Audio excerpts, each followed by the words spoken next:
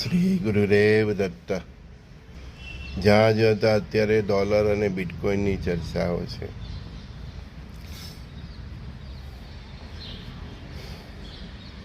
હું ઇકોનોમિક્સનો સ્ટુડન્ટ તો નથી કે નથી ફાઇનાન્સનો. આઈ એમ એ સાયન્સ સ્ટુડન્ટ. પણ મારો અંતરાત્માનો અવાજ એક જ કહે છે કે આ ડોલર અને બિટકોઇન એ બહુ લોકોને ડજાડવાના છે. હવે બધા પ્રશ્ન પૂછશે કેમ અને કેવી રીતે. બસ મેં કીધું ને, મારો અંતરાત્માનો અવાજ છે કે ડોલર અને બિટકોઇન બહુ લોકોને ડજાડવાનો છે. હજારો લોકોને સુસાઇડ કરવી પડે એવી પરિસ્થિતિનું નિર્માણ થવાનું છે આ ડોલર અને બિટકોઇનને કારણે. રાતોરાત મનુષ્ય ઝીરો થઈ જવાનો છે. મારા અંતરાત્મામાં જે અવાજ આવે છે એ તમારી સાથે હું શેર કરી જ દઉં છું. હું કંઈ છુપાવતો નથી, પણ જે ચેતી જશે તે બચશે. અને ઘણા પૂછશે ક્યારે સર થશે. પરમાત્માનો અવાજ ક્યારે ને શું એમ નહીં, ચેતવણી આપે છે. અમારા ગુરુદેવ એમ કહેતા કે સંજય, હમણાં વાહન સાચવીને ચલાવો છો, એટલે પછી વાહન સાચવીને જ ચલાવવાનું. ને પણ કોઈ બે જણા બેઠેલા હોય તે વખતે એ રીતની વાતો કરતા, એટલે આપણે સમજી જતા કે આપણને કહે છે એમ. ગુરુ શક્તિઓ હંમેશા ઇશાર કરતા ને એમ કે વાહનો હમણાં સાચવીને ચલાવો, એટલે આપણે સાચવીને ચલાવો. તમને થોડા દિવસ મહિનાઓમાં એનો અનુભવ થાય છે કે તમારો એક્સિડન્ટ થાય કે કંઈ પણ થાય, કંઈ પણ તો એ તમારો સૂર્યનો ઘાસ સોયથી જાય.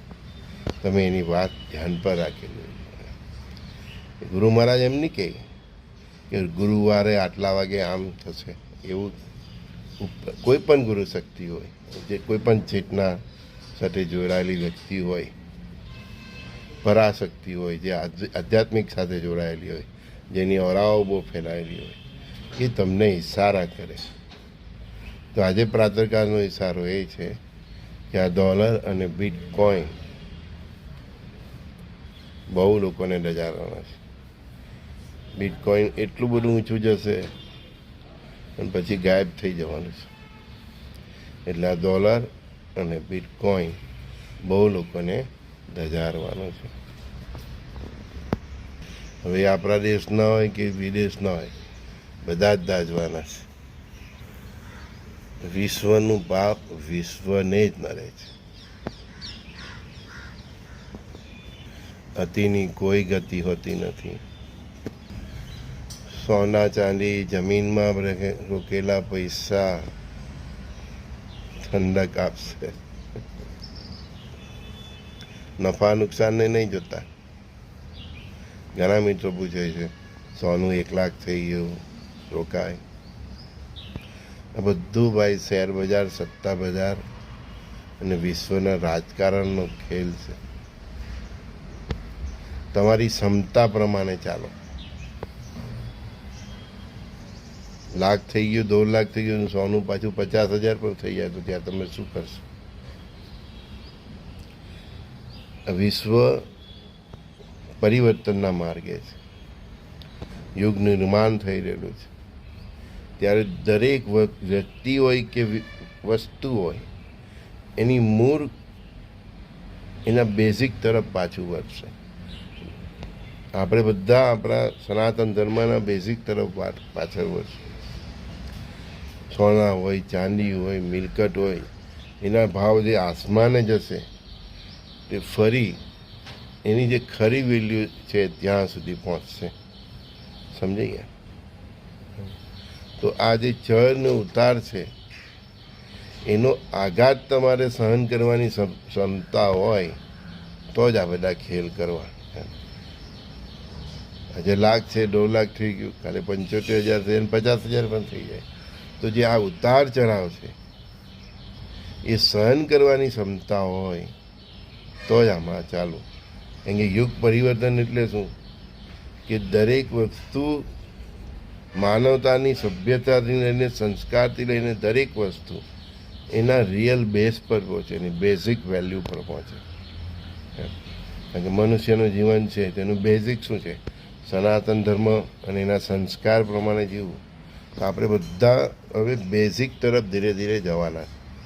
આ યુગ પરિવર્તનના સમયમાં જ છે. આપણે એ 7 વર્ષમાં થાય કે 10 વર્ષમાં, તો આપણે બધા આપણા બેઝિક તરફ જઈશું. પરિસ્થિતિ જેવી નિર્માણ થાય કે બાય હુક કે બાય કુક બધા હવે બેઝિકનો સ્વીકાર કરવાનો છૂટકો નથી. ખાવાને કારણે એવા રોગચાળા ફેલાવે કે તમે ફરજિયાતપણે તમે ઘરનું ખાવા માટે, શુદ્ધ શાકાહારી ખાવા માટે મજબૂર થશો. માંસાહારને કારણે એવી બીમારીઓ ફેલાશે કે ભલભલો વ્યક્તિ વેજ તરફ ધરી જશે. એટલે પરિસ્થિતિઓ એવું નિર્માણ થવાનું છે. એમાં પછી આ સોનું હોય, ચાંદી હોય, મિલકત હોય કે જમીનના ભાવ, દરેક વસ્તુ રિવર્સ થશે. દરેક વસ્તુ એની રિયલ વેલ્યુ તરફ જશે. જે આપણે 50 વર્ષ 100 વર્ષમાં, અહીંયા છેલ્લા 60-70 વર્ષમાં જે આપણે જે ઉછાળો જોયો છે બધો, બરાબર, વિકાસ, જે ખોટો વિકાસ જોયો છે, તે દરેક વસ્તુ એના બેઝિક તરફ જશે. ખૂબ વસ્તી છે એટલે અત્યારે જમીનો મિલકતોનો ભાવ છે. માનવ વસ્તી જ ઘટી જશે, તમારી મિલકતને પૂછનાર કોણ રહેશે? એટલે મેં કહ્યું કે તમે સોના ચાંદીમાં રમો કે મિલકતોમાં રમો, ઉતાર અને ચઢાવ સહન કરવાની તમારી શક્તિ હોય તો જ રમજો. ખાઈએ તો ટોયલેટ જવું જ પડે એવી આ પરિસ્થિતિ છે. અને શેર બજાર કે બિટકોઇન, ખાસ કરીને અને ડોલર, આ 3 વસ્તુ, શરૂઆત ભલે મેં ડોલર અને બિટકોઇનથી કરી, પણ ડોલર, બિટકોઇન અને આ શેર બજાર, બરાબર, સૌથી વધારે લોકોને ડજારવાની છે. અને ડોલર અને બિટકોઇન આખા વિશ્વની પથારી ફેરવાના છે, જેટલા પણ એની સાથે કનેક્ટેડ છે. કઈ રીતે છે, શું છે, તે તમારો લુકઆઉટ છે, બરાબર. જેની પાસે ડોલરો છે, જે બિટકોઇનમાં રોકાણ કર્યું છે, તો ચઢાવ અને ઉતાર આખું વિશ્વ જોવાનું છે, દરેક ક્ષેત્રમાં જોવાનું છે. કેટલાય ધર્મ એક ધર્મમાં મર્જ થઈ જવાના છે. વર્લ્ડનું મૂળ ધર્મ શું છે? એક બીજ, પરબ્રહ્મ પરમાત્મા, એ બીજ છે. એમાંથી પછી જે થર નીકળે છે અને જે વૃક્ષ નીકળે છે એ ડાળીઓ થાય છે. તો બધા જે ડાળીઓ રૂપે જે પંથ છે, આ બધી ડાળી છે, બરાબર. આ 5 છે તે મેં તમને બતાવું કે ડાળી છે. આ વચ્ચેનો ભાગ છે તે શું છે? પરબ્રહ્મ પરમાત્મા, બીજ સ્વરૂપ. તો આ બધી જે ડાળીઓ છે તે ફરીથી એના થર સુધી જતી રહેવાની છે. એટલે વડવૃક્ષ છે તે આમ જે ફેલાયેલું છે તે આવી રીતના સંકેલાઈ જવાનું, સમજી ગયા? એટલે દરેક વસ્તુ એના બેઝિક તરફ જવાની, રિવર્સ થવાની છે. હા, હવે સમજ્યા. રિવર્સ થશે એના મૂળ સ્ત્રોત તરફ, એના મૂળ બીજ તરફ. એટલે તમારી એમાં પ્રોપર્ટીઓ હોય, ધન સંપત્તિ જે કંઈ પણ છે, સોનું ચાંદી હીરા જવેરાત, દરેક વસ્તુ એની રિયલ બેઝિક વેલ્યુ તરફ જશે. હવે રિયલ બેઝિક વેલ્યુ સુધી પરમાત્મા કેટલી હદી લઈ જાય છે એની થિયરી છે, બરાબર. તો આ જે ઉતાર અને ચઢાવ છે તે જ તમારી સહન કરવાની શક્તિ હોય તો પછી આમાં પૈસા રોકવા, અને એ સહન કરવાની શક્તિ તમારે રાખવી જ પડશે, કોઈ ઓપ્શન જ નથી. દરેક વસ્તુ, દાખલા કે હમણાં ચોખા છે તો 30 રૂપિયા કિલો વેચાતા હોય, તો પછી ફીચરમાં 3 કિલો રૂપિયામાં મળતા થઈ જાય. પછી એ પ્રમાણેની અર્થવ્યવસ્થા પણ હોય. તો દરેક વસ્તુ એના બેઝિક વેલ્યુ તરફ જશે, અને એ જ યુગ પરિવર્તન છે. ઓછામાં પણ માણસ સુખ શાંતિથી વૈભવથી જીવી શકે એવી સુવ્યવસ્થા, એ જ તો રામરાજ છે ને. પાણી માંગો તો તમને દૂધ આપે, એટલે એની ત્યાં ગાયો હોય, હે, માખણ હોય, ઘી હોય, એમ સમૃદ્ધ જીવન. આવા બેઝિક સંસ્કારો હોય, વેદ ઉપનિષદનું જ્ઞાન હોય, એવું શિક્ષણમાં પણ આવશે કે જે આપણી મૂળ સંસ્કૃતિઓને શીખવશે. શાસ્ત્રોનું જ્ઞાન હોય, એની સાથે શસ્ત્રોનું જ્ઞાન હોય. એટલે આપણે બધા આપણા બેઝિક તરફ જવાના. અને જે શિક્ષણ પ્રણાલી પણ છે અત્યારની આખી ખાલી ચોપડાકીય, બરાબર, અંગ્રેજોની, એમાંથી પણ ધીરે ધીરે આપણે બેઝિક તરફ જવાના. તો આ જે રિવર્સ છે ને ભાઈ, ઉતાર પછી ચઢાવ, એટલે ખોટી દિશામાં ચઢાવ છે ને.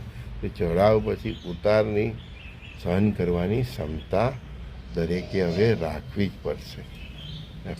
મારું હું થશે એમ નહીં, બધાનું જે થવાનું તે જ તારું થવાનું છે, બરાબર, પણ એને સહન કરવાની ક્ષમતા રાખવી પડશે. નદીમાં પૂર આવે તો કોઈનું ઘર બાકી નહીં રહે, બરાબર ને ભાઈ? હા, ચક્રવાત આવે શહેરમાં તો કોઈનું ઘર બાકી નહીં રહે. એમ જેમ આ યુગ પરિવર્તનનું છે, યુગ પરિવર્તનની જે આંધી છે, બરાબર, એ દરેકને અસર કરશે. પણ મેં તમને કહ્યું છે, અંતરાત્માનો અવાજ છે કે આ ડોલર અને બિટકોઇન સૌથી વધારે ડગાડવાનો છે. હવે હું વાત કરું છું તે પછી પણ કે ડોલરની વેલ્યુ માનો કે ભલે વધે, એટલે કે રૂપિયો એની સામે ઘટે, 83 હોય તો 85 થાય, 87 થાય, એટલે એમ નહીં વિચારતા કે સંજુ બાબાએ હું કીધું. મેં જે કીધું તે જ સમજે, ધ્યાનમાં રાખજો. મને એવો હક નથી કહેવાનો, પરમાત્માનો વાત છે કે થશે જ, બરાબર. પણ હું તમને ઇશારા કરું છું કે આ ડોલર અને બિટકોઇનમાં જે લોકોનું બહુ બધું છે, એ લોકો બહુ દાજવાના છે. અને એવી પરિસ્થિતિ નિર્માણ થશે એમાંના કે જે આ સહન નહીં કરી શકે. મેં કીધું ને કે ઉત્કર્ષ અને ડાઉનફોલ, બરાબર, ડેવલપમેન્ટ અને ડાઉનફોલ. તો જે ચઢાણ છે અને એનો ઉતાર છે, એ સહન કરવાની શક્તિ હોય તો જ આ બધામાં હાલજો. પછી બિટકોઇન હોય, ડોલર હોય કે શેર બજાર હોય.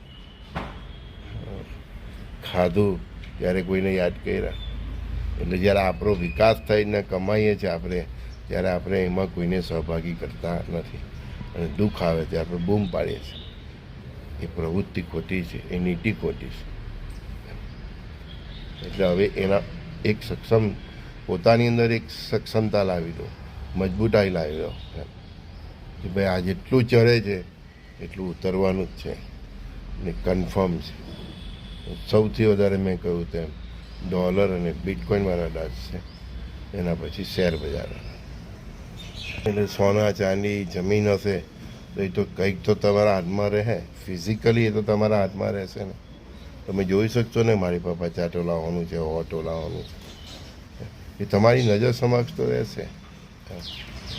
તમને જોઈને પણ તમને આનંદ થશે, ઠંડક થશે. વેલ્યુ પર તો જતા જ નહીં, વેલ્યુ તો બહુ જ ડજારવાની છે, એટલો ચઢ ઉતાર થવાનો છે. બાકી આ સગરું માતીમાં જ ધરી જવાનું છે, બરાબર. મારા શ્રી કૃષ્ણ ભગવાને મારા તમારા એની પોતાની સોનાની દ્વારકા ડૂબાડી દીધી, તો તમારા લોકોની શું ગતિ થશે એનો તો વિચાર કરો. એ પરમાત્માએ પોતાની સોનાની દ્વારકા ડૂબાડી. એ સ્થૂળ વસ્તુઓનો કોઈ મોજ નથી હોતો, એ સ્થૂળ વસ્તુઓનો કોઈ મોજ નથી હોતો. પરમાત્માએ, ભગવાન શ્રી કૃષ્ણએ, મારા તમારા શ્રી કૃષ્ણએ પોતાની સોનાની દ્વારકા ડૂબાડી દીધી કોઈ કારણસર, બરાબર. તો તે તમારા અને મારા સાથે શું કરી શકે એ વિચારો. મેં કીધું છે કે જેમ જેમ એવો સમય આવશે માણસની પાસે લંગોટ જ રહેવાની, એટલો ચડાવ ઉતાવ રહેવાનો છે. મનુષ્યને શું છે ને તે પરમાત્મા સમજાવી દેશે. તારી પોતાની શું વેલ્યુ છે, અહંકાર શૂન્ય થઈ જશે. ભવિષ્યની પ્રજા સમજી જાય કે સાલું આપણું આમાં કંઈ નથી, પરમાત્માની શક્તિ આગળ આપણું કંઈ નથી ચાલતું, એ સમજી જાય. એટલી હાલત ખરાબ કરી દે ને કે લંગોટ જ રહે. મતલબ એટલા કપડાં ઉતરી જવાના છે લોકોના, બધી રીતના. જે આડંબરથી જીવતા હોય એના, જે બહુ પૈસાના ઘમંડથી જીવતા હોય એના, જેની પાવર છે બધાના પાવરરૂપી કપડાં ઉતરી જવાના છે, લંગોટ જ રહેવાની છે. પરમાત્મા પ્રલય બધા પૂછે. અરે પ્રલય એટલે એવું નહીં કે બધું જળબંબાકાર થઈ જાય, ભૂપંગોથી બધું ઇમારતો પડી જાય, બધી જગ્યાએ બોમ્બ મારા થઈ જાય, બધું અણુબોમ્બ ફૂટી જાય. ખાલી તમે એટલું નહીં વિચારો કે એ જ પ્રલય છે. બિટકોઈને ડોલરો ઝીરો થઈ જાય પણ પ્રલય જ છે. શેર બજાર પર ડાઉન થઈ જાય પણ પ્રલય છે. તમારી મિલકતોનો ભાવ ઘટી જાય, સોના ચાંદી એ બધા ભાવ ઘટી જાય ને પોતાની બેઝિક વેલ્યુ તરફ જાય, એ બધું પ્રલય જ છે ભાઈ. પ્રલય એટલે ખાલી તું બોમ્બ ધડાકા નહીં જોયા કર, ક્યારે ભૂકંપ આવે એની રાહ નહીં જોયા કર, હા ક્યારે ચાર પ્રલય થાય એની રાહ નહીં. બધું બહુ બધી રીતે એમ કે આપણે પેલું કહે છે ને કે સામ દામ ભેદ દંડ નીતિ, બરાબર? તો પરમાત્મા પણ બધે સામ દામ ભેદ બધી રીતે આપણને એમ બોક્સિંગ રિંગમાં પેલા ટાઈસનની અમે ઊભો રહીને જે માર પર ને જમીન દોસ્ત થઈ જાય, સમજાઈ જાય કે બાપુ આપણે કંઈ છે નહીં, આ બધું ખોટું બધું બચી ગયા તો વિચારો કે સારું આપણે ખોટું બધું અહંકાર રાખ્યો ને મારું કહ્યું ને રાષ્ટ્ર વિરોધી કામ કર્યા, અધર્મથી જેવા. ભગવાન હાલત જ એવી થઈ જાય કે દરેકને પાપી હોય કે પુણ્યશાળી હોય બધાને સમજી જાય કે સાલી આ માયા છે ને ખોટું મેં અનનેસેસરી બધું આ ગાવા દાવા કરીને પેલું કહે ને બાય હુક પ્રેક્ટિકલ બનીને જે કંઈ પણ બધું ભેગું કર્યું છે એમ, જે કંઈ પણ એમ બધા મુઠ્ઠી વાળીને બેસેલા છે ને એ મુઠ્ઠી છોડાવી દે, સમજાવી દે કે ખાલી હાથ આए थे ખાલી હાથ જાएंगे. અને ખાલી લંગોટ પે એટલા માટે રાખે કે તું મનુષ્ય છે, તારી કઈ ઇજ્જત છે એમ. મારા કહેવાનો તાત્પર્ય આ છે. એટલે હવે આ ઉતાર ચઢાવ સહન કરવાની ક્ષમતા રાખજો અને ભગવાનના ચરણ પકડી લો, શુદ્ધ સાત્વિક જીવન જીવો, ચરિત્ર સાચવો. તો આ રીતે જીવશો ને ભાઈ, જે હવે આંધી બધા પ્રકારની, મેં કીધું ને ખાલી બોમ્બ મારા થાય, રોગચાળા ફેલાય, જળ પ્રલય થાય, ભૂકંપ આવે, જ્વાલામુખી વિસ્ફોટ, આમ એ શેર બજારથી લઈને ડોલરથી લઈને બિટકોઇનથી લઈને સોના ચાંદી, આમ બધી રીતે એ એવી પરિસ્થિતિઓ નિર્માણ કરશે કે લંગોટ જ રહેવાની છે. કપડાં એટલા મનુષ્યને ઉતરી જાય, બધાના સત્તાના પાવરના જે મોટા મોટા અધિકારીઓ હોય, મોટા મોટા બધા એ હોય ને બધાના ઉતરી જવાના છે. ગુરુદેવ કહેતા કે રાજા અને રંગ એટલા માટે કહેતા કે રાજા અને રંગ એક પંગત મેં બેઠ કે ખાના ખાएंगे. બધાની ચમડી ઉતરી જવાની છે. એટલે અત્યારથી સીધા થઈ જવામાં મજા છે. જેટલા સીધા થઈ જાઓ એટલી ચમડી ઓછી ઉતરે. જેટલા સીધા થઈ જઈએ આપણે, ગુનેગાર હોય, મનુષ્ય જાતિ અત્યારે જે કરીએ એ 100માંથી 99% ગુનેગાર છે, એ રીતે જ જીવે છે, બરાબર? તો જે આ બધા ગુનેગારો જેટલા સીધા થઈ જાય એટલા માર ઓછા પડે. કોઈ રીતે બાકી નથી રાખવાનું, કન્ફર્મ છે. કોઈ રીતે તમે એને પહોંચી શકો, બનાવ્યું હોય એને તમને બધું જ તમારી પાસે જે ધન સંપત્તિ તે શું બધું પૂછવીનું જ છે. સોનું ચાંદી ઝવેરા બધું જ પૂછવી છે. એવાના મકાનની અંદર તમે જોઈ લો બધું પૂછવીનું છે. તમારું છે હું, આ દેહ પણ તમારો એનો જ આપેલો છે, તમે હું, અને તમે જે છો તે પણ એ જ છે. આત્મા પણ તો એ જ છે ને. આ દેહ પણ એનો છે પંચ મહાભૂતનો. અને તમારી પાસે જે સંપત્તિ છે તે શું છે? પૃથ્વી તત્વ છે બધું. સોનું, ચાંદી, મિલકત જે હોય તે તમારી પાસે જે પણ છે. કરન્સી પણ જે છપાય છે તે પણ પૃથ્વી તત્વથી જ છપાય છે ને. બધું પૃથ્વીનું જ છે. તમે ખાલી ભેગું કર્યું છે. એટલે હું કહું છું કે આ પૃથ્વી તમારા મારા બાપની નથી કે તમે અહીંથી કંઈ લઈ જવાના છે. કોઈ લઈને ગયો? ખિસ્સું પણ નથી આપ્યું ભગવાને. બાળક જન્મે ત્યારે જે એની અવસ્થા હોય તે જ અવસ્થા એ મરે ત્યારે થાય છે. ખિસ્સું પણ નથી આપ્યું કે તું લઈ જાય. હું આપ્યું છે એક જ વસ્તુ, પુણ્ય સંચય કરવાની ક્ષમતા આપી છે. સમજો. આ નહીં સમજશો તો એ સમજાવશે, એની રીતે સમજાવશે. ને એની રીતે સમજાવવાની એની રીત બહુ અઘરી હોય છે ભાઈ. નહીં સહન કરી શકાય, નહીં ઝેલી શકાય. આ પરમાત્મા સંસ્કૃતિઓ બનાવે, માનવ સભ્યતાઓ બનાવે, એનું સિંચન કરે અને ઉજાડી પણ દે. સર્વનાશ પણ એ જ કરે. તું એને સમજતો નથી ભાઈ. બધું એનું જ છે. એને જે ખેલ કરવો હોય તે જ કરે. ઇલેક્ટ્રિક ગાડી એનાથી ચાલે, બેટરીથી. બેટરી એનાથી ચાર્જ થાય છે, ઇલેક્ટ્રિક પાવર સપ્લાયથી. બરાબર? તું ઇલેક્ટ્રિક ગાડી જેવો જ છે. અને તારી અંદર જે છે ને બેટરી, એ પુણ્યથી ચાર્જ થાય છે. ઇલેક્ટ્રિક ગાડી હોય, બેટરી ચાર્જ નહીં થાય તો ચાલે નહીં. બસ તારી અંદર પણ એ રીતનું જ છે. તારી બેટરી પુણ્યરૂપી પાવરથી ચાર્જ થાય છે અને તું દોરે છે અને તને સફળતા મળે છે. નિષ્ફળતા મળે સમજો ને, તારી બેટરી પુણ્યથી ચાર્જ નથી. સમજાય છે? હા. પાવરની હોય તો ઇલેક્ટ્રિક ગાડી કેવી પડી રહે ચૂપચાપ શાંતિથી, કોઈ કામ પણ નહીં લાગે. ધક્કા મારવા પડે. માણસનું મૃત્યુ થાય ત્યારે ધક્કા મારે ને લઈ જાય ને.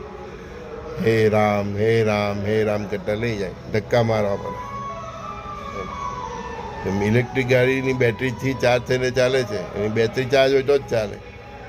એમ તું તારી બેટરી પુણ્યરૂપી પાવરથી તું ચાર્જ કર. જે સફળતા મળે છે ને તને તારા પુણ્યની મળે છે. પુણ્ય સફળ થાય છે, તું સફળ નહીં થતો. તારું પુણ્ય સફળ થાય છે અને તું એના ભોગ ભોગવે છે એ અલગ વાત છે. સફળતા પુણ્યને મળે છે. પુણ્ય જ પાવર છે, પુણ્ય જ સફળતા આપે. તને એમ છે કે હું જ કરું જ બધું.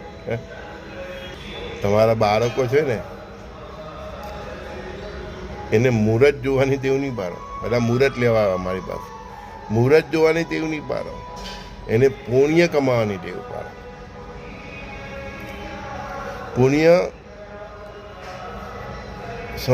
પુણ્ય શું છે તે સમજાવવાની ટેવ પાડો. પાપ અને પુણ્ય શું છે તે સમજાવવાની ટેવ પાડો. એ સમજાવો એને અને પુણ્ય કમાવાની ટેવ પાડો. તમારી પાસે અખૂટ પુણ્ય હશે ને ભાઈ, તો તમને મુહૂર્તની જરૂર નહીં પડે. 14ને તારે કરેલા હોય તો કાર્ય સફળ જ થાય. કારણ પુણ્યનું પુષ્પક જ એટલું હોય. ટાંકી પેટ્રોલની ભરેલી હોય ગાડીની તો કંઈ અટકે? 100ની સ્પીડે હાંકીને 200ની જ્યાં જવું હોય તો જાઓ. ઇલેક્ટ્રિક ગાડીની બેટરી ચાર્જ હોય તો તમારે જવું પડે, હાંક્યા જ કરો એમ. ને પુણ્યરૂપી બેટરી જો તમારી ચાર્જ હોય ને ભાઈ, જીવનમાં નિષ્ફળતાનો કોઈ પ્રશ્ન જ નથી આવતો. જ્યાં હાથ મૂકો બધી સફળતા જ મળવાની. પણ તમે જે પ્રાપ્ત કરો છો એ પાછું પાપ અને પુણ્ય નક્કી કરે છે. પુણ્યને બદલે તમને દરેક વસ્તુમાં સફળતા મળી જાય, સારું કરો કે ખોટું કરો. પણ તમે જે કર્મ કરો છો એમાંથી પાછું પાપ અને પુણ્યનું સમજણ સંચિત થાય છે. એટલે તમારા બાળકને મુહૂર્ત, વાટે વાટે મુહૂર્ત, લગ્નનું તો મુહૂર્ત, ફલાણું તો મુહૂર્ત, ફલાણું તો મુહૂર્ત. અરે તમારા જીવનમાં દાંપત્ય જીવનનું સુખ છે કે નહીં તે તો જુઓ. મૂળ બેઝિક કેવળ મુહૂર્તથી કંઈ નથી થતું. એની સાથે માણસને પુણ્ય પણ હોય. મુહૂર્તને જુઓ, એની ના નથી. એ મુહૂર્ત એ બીજને અંકુરિત કરે છે, બરાબર. પણ અંકુરિત થયા પછી એ વડવૃક્ષ બતાવવાનું કામ પુણ્યનું છે, તમારી પછી મહેનતનું છે. એમ પુણ્ય વિનાનો માણસ શૂન્ય છે. આપણે કહીએ ને ભાગ્યહીન વ્યક્તિ, ઘણા વ્યક્તિ અભાગ્યહીન કેમ હોય છે? એની પાસે કોઈ પુણ્યનો સ્ટોક જ નથી હોતો. એ માણસે કંઈ નહીં, કેવળ પુણ્યની પાછળ જ સંચિત કરવામાં પડી જવું પડે. થાય ભાગ્યોદય. સંજય બોરીવાલાના પ્રાતઃકાળે સત્સંગમાં સૌને પ્રણામ, શ્રી ગુરુદેવ દત્ત. ઉતાર અને ચઢાવ માટે તૈયાર રહ્યો, બસ સમજી જાઓ આટલા માટે. અને આ જે બંધ મુઠ્ઠી છે ને, બધું પકડી રાખ્યું છે, એને ખોલવા માંડો. ભગવાન ખોલાવશે ને ભાઈ, આંગળા તૂટી જશે. કોઈ આપણી બંધ મુઠ્ઠીને જબરદસ્તી ખોલાવે તો શું થાય? આપણી આંગળીઓમાં દર્દ થાય ને. ખુલ્લી રાખો.